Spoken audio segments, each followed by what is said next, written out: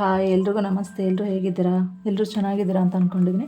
Welcome to spirit with Shruti 777. So ಇತ್ತೀಚೆಗೆ ನಿಮ್ಮ ಮನಸ್ಸಿನಲ್ಲಿ ಒಂದು ಪ್ರಶ್ನೆ ಕಾಡ್ತಿರಬಹುದು. ನನ್ನ ಸಂಬಂಧದಲ್ಲಿ ಯಾರಾದರೂ ಮೂರನೇ ವ್ಯಕ್ತಿ ಬಂದಿದ್ದಾರಾ? ನಮ್ಮಿಬ್ಬರ ಮಧ್ಯೆ ಯಾಕೆ ಇಷ್ಟೊಂದು ದೂರ, ಒತ್ತಡ, ಗಲಾಟೆ, ಮಿಸ್ಅಂಡರ್ಸ್ಟ್ಯಾಂಡಿಂಗ್ ಎಲ್ಲ ನಡೀತಾ ಇದೆ? ಸೊ ಯಾವಾಗ ಈ ಪರಿಸ್ಥಿತಿ ಸರಿ ಹೋಗುತ್ತೆ ಅಂತ ನಿಮಗೇನಾದರೂ ಈ ಪ್ರಶ್ನೆ ಏನಾದರೂ ನಿಮಗೆ ಕಾಡಿಸ್ತಾ ಇದೆ ಅಂದರೆ, ಸೊ ಇವತ್ತಿನ ಈ ವಿಶೇಷ ರೀಡಿಂಗು ಈ ವಿಷಯದ ಬಗ್ಗೆನೇ ಇದೆ. ಸೊ ಬನ್ನಿ ವಿವರವಾಗಿ ನಾವು ನೋಡೋಣ.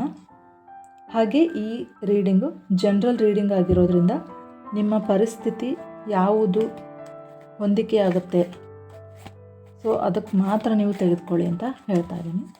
ಓಕೆನಾ friends? Thank you universe, thank you angels, thank you so much, thank you all the tarot world.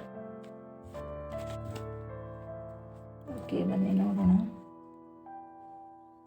So ಇಲ್ಲಿ ಮೊದಲನೇ ಕಾರ್ಡ್ ಬಂದ್ಬಿಟ್ಟು ಕಿಂಗ್ ಆಫ್ ಕಪ್ಸ್ ಇದೆ. ಓಕೆ, ಹಾಗೆ ಎರಡನೇ ಕಾರ್ಡ್ ಬಂದು 10 ಆಫ್ ಸ್ವಾರ್ಡ್ಸ್. ನೆಕ್ಸ್ಟು ಮೂರನೇ card 8 of swords. 10 of swords, king of cups and 8 of swords ಇದೆ. Okay, so reading ಮಾಡೋ ಮೊದಲು ನೀವೇನು ಮಾಡ್ತೀರಾ ಅಂದರೆ, 1 ಸೆಕೆಂಡ್ ಕಣ್ಣು ಮುಚ್ಕೊಳ್ಳಿ, ಹಾಗೆ ದೀರ್ಘವಾದ ಉಸಿರನ್ನು ತೆಗೆದುಕೊಳ್ಳಿ. ನಿಮ್ಮ ಪರಿಸ್ಥಿತಿ ಅಥವಾ ನಿಮ್ಮ ಮನಸ್ಸಿನಲ್ಲಿ ಏನು ಪ್ರಶ್ನೆ ಇದೆ ಆಯ್ಕೆ ಮಾಡ್ಕೊಳ್ಳಿ. ಏನು ಪ್ರಶ್ನೆ ಇದೆ ನೆನಪು ಮಾಡ್ಕೊಳ್ಳಿ. ಹಾಗೆ ನೆನಪು ಮಾಡ್ಕೊಂಡ ನಂತರ ಈ ಕಾರ್ಡ್ಗಳ ಮೂಲಕ ನಿಮಗೆ ಯೂನಿವರ್ಸ್ ಏನು ಮೆಸೇಜ್ ಕೊಡ್ತಾ ಇದೆ ನೋಡ್ತಾ ಹೋಗೋಣ. ಓಕೆನಾ? ಸೊ ಇದು ಜನರಲ್ ರೀಡಿಂಗ್, ಎಲ್ಲರಿಗೂ ಅನ್ವಯಿಸಲ್ಲ. ಯಾರ ಸಿಚುವೇಶನ್ ಹೇಗಿದೆ ನೋಡ್ಕೊಂಬಿಟ್ಟು ಆ ಸಿಚುವೇಶನ್ ಮೇಲೆ ನಾವು ಇಲ್ಲಿ ರೀಡಿಂಗ್ ಮಾಡ್ತಾ ಇರೋದು. ನಿಮಗೆ ಅನ್ವಯ ಆಗಿದ್ದರೆ ಮಾತ್ರ, ಅಂದರೆ ರೆಸೊನೇಟ್ ಆಗಿದ್ದರೆ ಮಾತ್ರ ನೀವು ತಗೊಳ್ಳಿ ಅಂತ ಹೇಳ್ತಾ ಇದ್ದೀನಿ. ಓಕೆನಾ?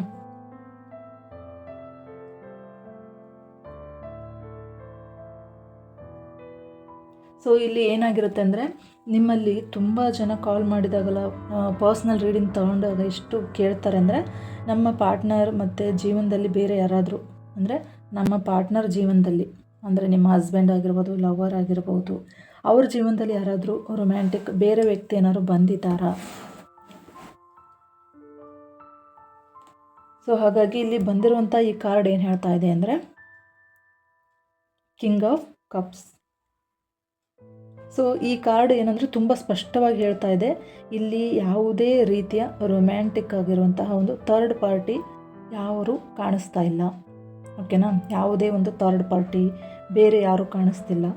ಓಕೆ, ಆದರೂ ನಿಮ್ಮ ಮಧ್ಯೆ ಯಾಕೆ ಹೀಗೆಲ್ಲ ನೋವುಗಳು, ಮಿಸ್ಅಂಡರ್ಸ್ಟ್ಯಾಂಡಿಂಗ್ಸ್ ಬರ್ತಾ ಇದೆ ಅಂತ ಅಂದರೆ, ನಿಮ್ಮ ಸಂಗಾತಿಗೆ ಏನಾಗಿರುತ್ತೆ, ನಿಮ್ಮ ಪಾರ್ಟ್ನರ್ಗೆ ಏನಾಗಿರುತ್ತೆ ಆ್ಯಕ್ಚುಲಿ ಅಂದರೆ, ನಿಮ್ಮ ಮೇಲೆ ಅಪಾರವಾದ ಪ್ರೀತಿ ಮತ್ತು ಕಾಳಜಿ ಇದೆ. ಆದರೆ ಅವರ ಮನಸ್ಸಿನಲ್ಲಿ ನೀವೇ ಯಾವಾಗಲೂ ಇದ್ದೀರಾ. ಏನಾಗಿದೆ ಅಂದರೆ, ಇಲ್ಲಿ ಅವರು ತಮ್ಮ ಭಾವನೆಗಳನ್ನು ಹೊರ ಹಾಕಬೇಕು, ಎಲ್ಲ ಹೊರ ಹಾಕೋದಕ್ಕೆ ತುಂಬ ಹಿಂಜರಿತಿದ್ದಾರೆ. ಅಥವಾ ಅವರಿಗೆ ಶಾಂತವಾಗಿದ್ದು ಬಿಡೋಣ, ಮೌನವಾಗಿರೋಣ, ಏನಕ್ಕೆ ಇದೆಲ್ಲ ಬೇಕು ಅಂತ ಅಂದು ಆ ರೀತಿ ಅವರು ಮುಖವಾಡವನ್ನು ಹಾಕ್ಕೊಂಡಿದ್ದಾರೆ. ಓಕೆನಾ? ಸೊ ಇಲ್ಲಿ ಏನು ಅಂದರೆ, ಯಾವುದನ್ನು ಅವರು ವ್ಯಕ್ತಪಡಿಸ್ತಾ ಇಲ್ಲ. ಯಾಕೆ ವ್ಯಕ್ತಪಡಿಸ್ಬೇಕು, ಮತ್ತೇನೋ ತೊಂದರೆ ಆಗಬಹುದು ಅಂತ ಅಂದು ನಿಮ್ಮ ಮೇಲೆ ಎಷ್ಟೇ ಪ್ರೀತಿ, ಒಂದು ಕಾಳಜಿ ಇದ್ದರೂ ಸಹ ಅವರು ಮನಸ್ಸಿನಲ್ಲೇ ಇಟ್ಕೊಂಡಿದ್ದಾರೆ, ಯಾವುದನ್ನು ವ್ಯಕ್ತಪಡಿಸ್ತಾ ಇಲ್ಲ. ಹಾಗಾಗಿ ನಿಮ್ಮ ಮಧ್ಯೆ ಮಿಸ್ಅಂಡರ್ಸ್ಟ್ಯಾಂಡಿಂಗ್ ಬರ್ತಾ ಇದೆ. ನೀವಿಬ್ಬರೂ ನಿಮಗೆ ಅನ್ನಿಸ್ತಾ ಇದೆ, ಅವ್ರಿಗೆ ಯಾರೋ ಥರ್ಡ್ ಪಾರ್ಟಿ ಇದ್ದಾರೆ, ಅವರು ಆ ಕಡೆ ಗಮನ ಕೊಟ್ಟಾರೆ, ಹಾಗಾಗಿ ನನ್ನ ಕಡೆ ಗಮನ ಕೊಡ್ತಾ ಇಲ್ಲ ಅಂತ ನಿಮಗೇನೋ ಆ ಥರ ಫೀಲ್ ಆಗ್ತದೆ ಅನಿಸ್ತು. ಓಕೆನಾ?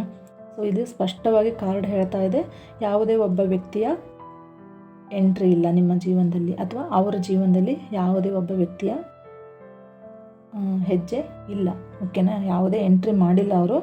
ಹಾಗಾಗಿ ಇನ್ನೂ ಏನು ಹೇಳ್ಬೋದು ಅಂದರೆ, ಹಾಗಾದರೆ ಥರ್ಡ್ ಪಾರ್ಟಿ ಅಂದರೆ ಇನ್ನೂ ಏನಾಗಿರ್ಬೋದು ಅಂದರೆ, ಒಂದು ಹಸ್ತಕ್ಷೇಪ, ಅಂದರೆ ಬೇರೆಯವ್ರದ್ದು ಕುಟುಂಬದಲ್ಲಿ ಬೇರೆ ವ್ಯಕ್ತಿಗಳು ಹಸ್ತಕ್ಷೇಪ ಆಗಿರುತ್ತೆ, ಅಥವಾ ಅವರಿಗೆ ಕೆಲಸದ ಒತ್ತಡ ಜಾಸ್ತಿ ಆಗಿರುತ್ತೆ, ವರ್ಕ್ ಪ್ರೆಷರ್ ಜಾಸ್ತಿ ಆಗಿರೋದಿರ್ಬೋದು, ಅಥವಾ ಬೇರೆ ಚಿಂತೆ, ಬೇರೆ ಮಾನಸಿಕವಾಗಿ ಅಥವಾ ಹಣಕಾಸಿನ ಚಿಂತೆ ಇರುತ್ತೆ. ಮೂರನೇ ವ್ಯಕ್ತಿಗಳವರಿಗೆ ಅಂದರೆ ಬೇರೆ ಬೇರೆ ರೀತಿ ಅವರಿಗೆ ಸಲಹೆ ಕೊಡ್ತಾ ಇರಬಹುದು. ಓಕೆನಾ. ಸೊ ಏನಂದರೆ ಅವರಿಗೆ ಒಂದು ಹಣಕಾಸಿನ ಚಿಂತೆ ಆಗಿರ್ಬೋದು, ಅಥವಾ ಬೇರೆ ವ್ಯಕ್ತಿಗಳು ಅವ್ರು ವರ್ಕ್ ಮಾಡುವಂಥ ಆಫೀಸಲ್ಲಿ ಎಲ್ಲೇ ಆಗಿರ್ಬೋದು, ಅವ್ರಿಗೆ ಏನು ಮಾಡ್ತಿದ್ದಾರೆ ಅಂದರೆ ಬೇರೆ ಬೇರೆ ರೀತಿ ಸಜೆಷನ್ಸ್ ಕೊಡ್ತಿದ್ದಾರೆ. ಯಾಕೆ ಇದನ್ನೇ ಮಾಡ್ತೀಯಾ, ಹೀಗೆ ಮಾಡು, ಏನೋ ಅವರಿಗೆ ಒಂಥರ ಸಜೆಷನ್ಸ್ ಕೊಡೋದ್ರಿಂದ ಅವರು ಟೋಟಲಿ ಪ್ರೆಷರೈಸ್ ಆಗಿದ್ದಾರೆ ಒಳಗಡೆಯಿಂದ. ಹಾಗಾಗಿ ನಿಮ್ಮ ಹತ್ರ ಅವ್ರಿಗೆ ಮನಸ್ಸು ಬಿಚ್ಚಿ ಮಾತಾಡ್ಕೊಳಕ್ಕಾಗ್ತಿಲ್ಲ.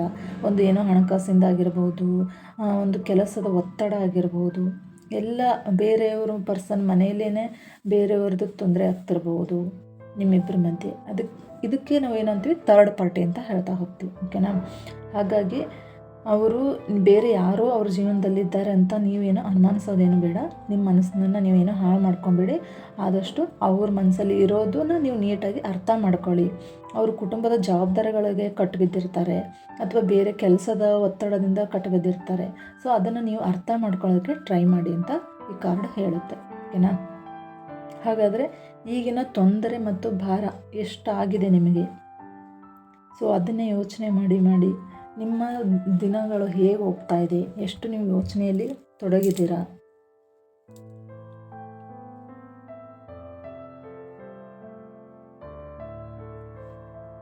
ಸೊ ಈ ಕಾರ್ಡ್ ಏನು ತೋರಿಸ್ತಿದೆ ಅಂತ ಅಂದರೆ, ನಿಮ್ಮಿಬ್ಬರ ನಡುವೆ ಇರುವಂತಹ ಈಗಿನ ಮಾನಸಿಕವಾಗಿರ್ಬೋದು, ಭಾವನಾತ್ಮಕವಾಗಿರುವಂತಹ ಬರ್ಡನ್ ತೋರಿಸ್ತಿದೆ. ಎಷ್ಟು ನೀವು ಎಮೋಷ್ನಲಿ ಬರ್ಡನ್ ಆಗಿದ್ದೀರಾ.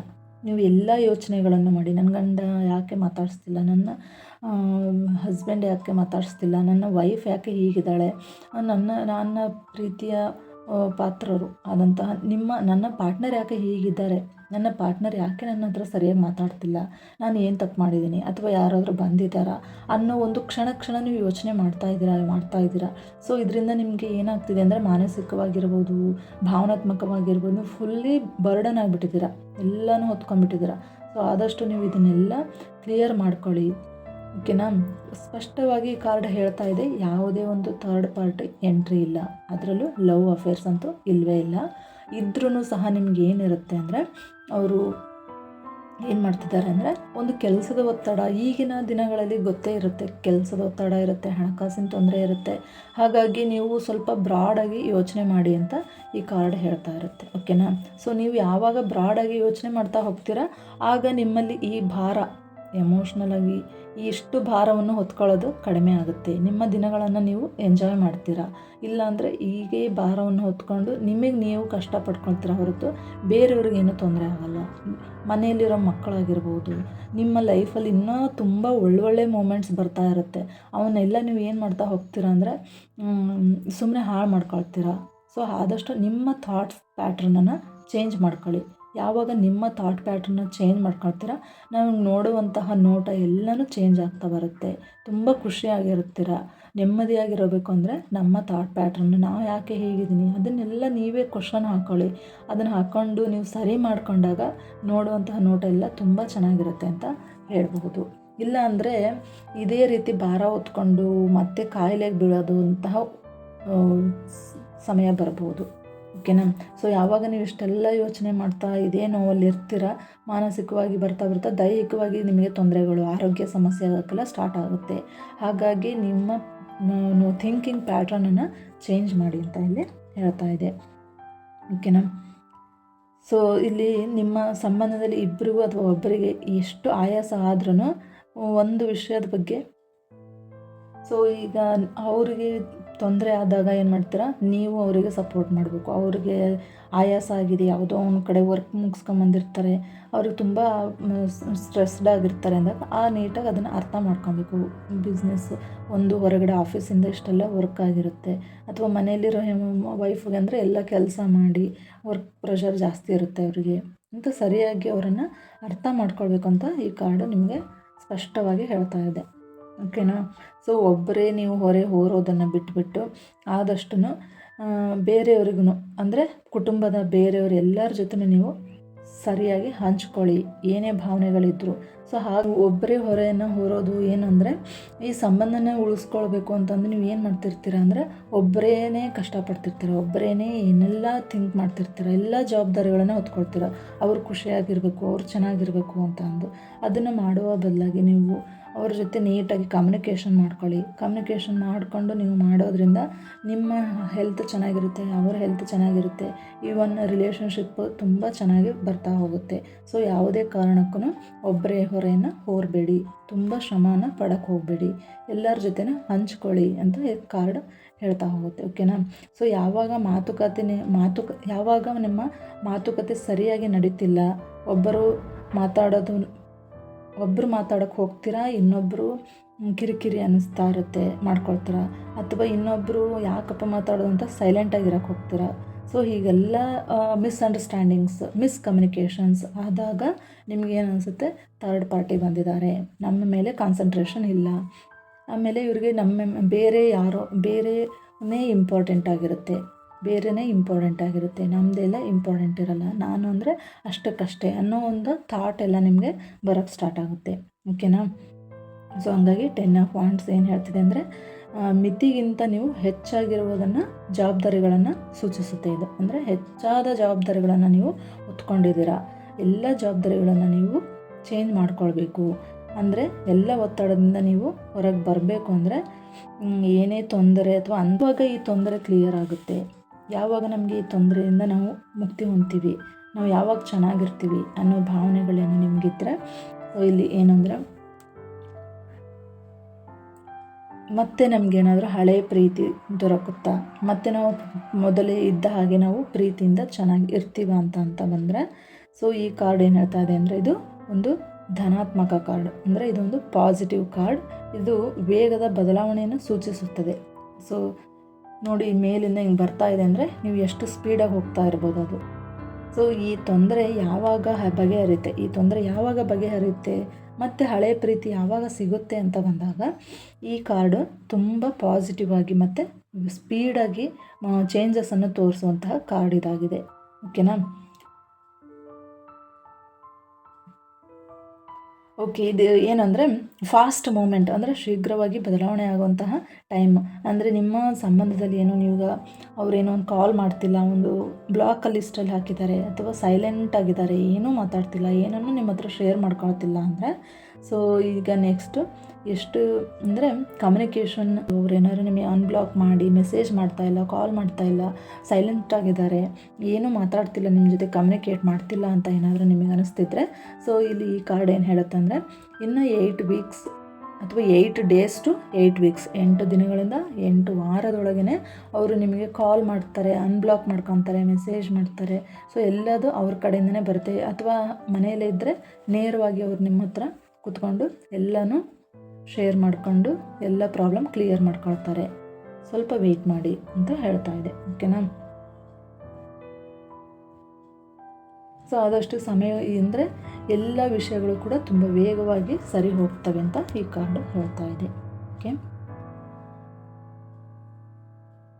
ಸೊ ಓವರಾಲ್ ಆಗಿ ಯೂನಿವರ್ಸಿಂದ ಏನು ಮೆಸೇಜ್ ಇದೆ ಅಂದರೆ, ಅತಿಯಾದ ಆಲೋಚನೆಯನ್ನು ಬೇಡಿ. ಓಕೆ, ಎಲ್ಲ ಭಾರವನ್ನು ನೀವೇ ಹೊತ್ಕೊಳ್ಬೇಡಿ ಬಲವಂತವಾಗಿ, ಆದಷ್ಟು ಎಲ್ಲರ ಜೊತೆ ನೀವು ಕೊಡಿ, ಎಲ್ಲರಿಗೂ ಆ ಒಂದು ಭಾರವನ್ನು ಹಂಚಿ.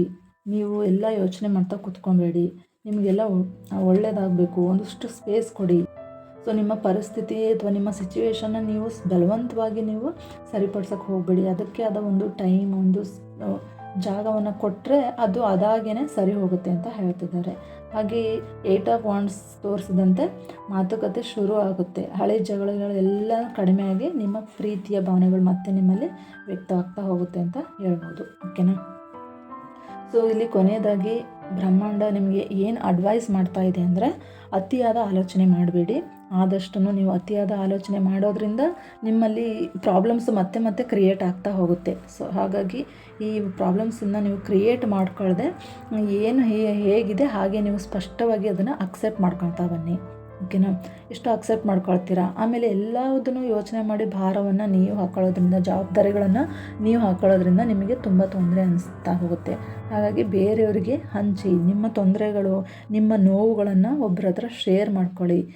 ನಿಮ್ಮ ಜವಾಬ್ದಾರಿಗಳನ್ನು ಶೇರ್ ಮಾಡ್ಕೊಳ್ಳಿ. ಅದಕ್ಕೆಲ್ಲದನ್ನೂ ಒಂದು ಪರಿಹಾರ ಸಿಗುತ್ತೆ.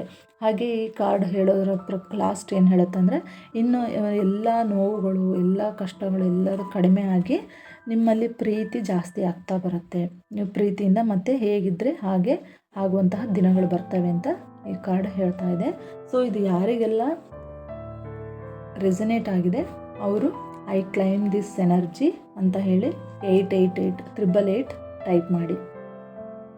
ಮುಂದಿನ ರೀಡಿಂಗ್ನಲ್ಲಿ ಸಿಗೋಣ. Thank you so much.